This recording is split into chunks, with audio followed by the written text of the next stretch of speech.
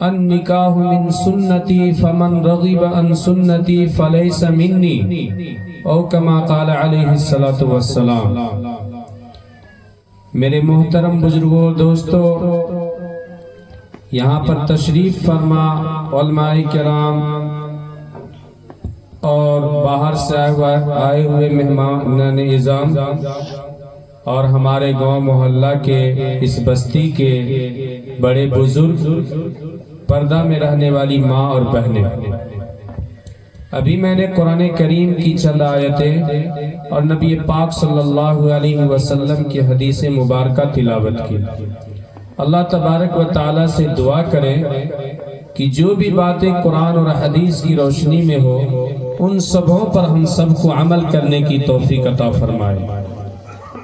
حضرات گرامی، نکاح کے معنی کیا ہوتا ہے؟ کیونکہ یہ نکاح کی مجلس ہے۔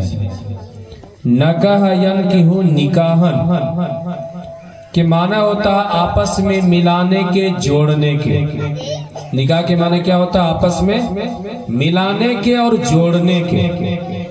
کیونکہ میرے محترم بزرگوں دوستو، ہم اور آپ دیکھتے ہیں کہ نکاح سے پہلے وہ لڑکا اور لڑکی آپس میں کوئی رشتہ اس میں نہیں ہوتا، یا لڑکا کے باپ میں یا لڑکی کے باپ میں، دونوں میں کوئی رشتہ نہیں ہوتا۔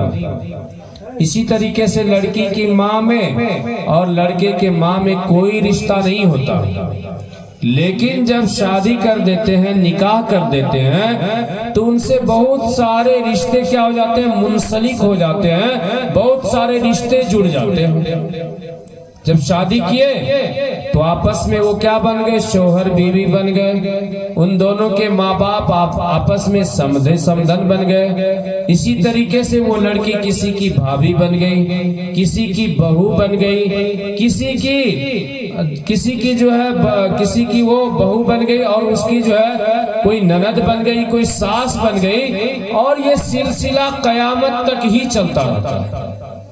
یعنی بہت سارے رشتے اس لڑکی کے ساتھ اور اس لڑکے کے ساتھ کیا ہوتے ہیں؟ جڑ جاتے ہیں۔ یہ نکاح کے فوائد ہیں میرے محترم بزرگوں دوستو، کہ نکاح کرنے سے بہت سارے رشتے کیا ہوتے ہیں؟ جڑ جاتے ہیں۔ اور بتلایا نکاح کے فوائد میں سے کہ نکاح کر لینے سے کیا ہوتا ہے؟ انسان جو گناہ کے اندر ملوث رہتا ہے یا گناہ کا خدشہ رہتا ہے، نکاح کرنے سے وہ خدشہ کیا ہو جاتا ہے؟ دور ہو جاتا ہے، نگاہیں نیچی ہو جاتی ہے، اور وہ اپنے آپ کو گناہوں سے بچ جاتا ہے۔ میرے محترم بزرگوں دوستو، اس لیے اللہ کے نبی پاک صلی اللہ علیہ وسلم نے فرمایا ہے کہ جو لوگ نوجوان اگر نکاح کو کر لیتا ہے تو گویا کہ وہ اپنے آدھے ایمان کو مکمل کر لیا۔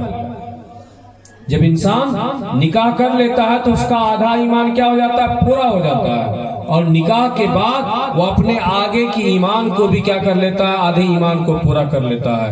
تو میرے محترم بزرگوں دوستو، اس لیے ہمیں اور آپ کو چاہیے کہ جب ہمارے یہاں لڑکا یا لڑکی سن بلوغت کو پہنچ جائے، جوان ہو جائے، بالغ ہو جائے، تو سب سے پہلے ماں باپ کے اوپر یہ حق ہے کہ اپنے اولاد کا اچھا رشتہ تلاش کر کے اس کا نکاح کر دیا جائے، تاکہ میرے محترم بزرگوں دوستو ہمارے بیٹے اور ہماری بیٹیاں کسی گناہ کے اندر ملوث نہ ہو، ان سے کوئی ایسا گناہ کا صدور نہ ہو جائے کہ تاکہ اس کا خامیازہ اس لڑکا کو اور لڑکی کو تو بھگتنا ہی پڑے گا، اور اس کے ذمہ دار کو بھی، اس کے ماں باپ کو بھی بھگتنا پڑے گا۔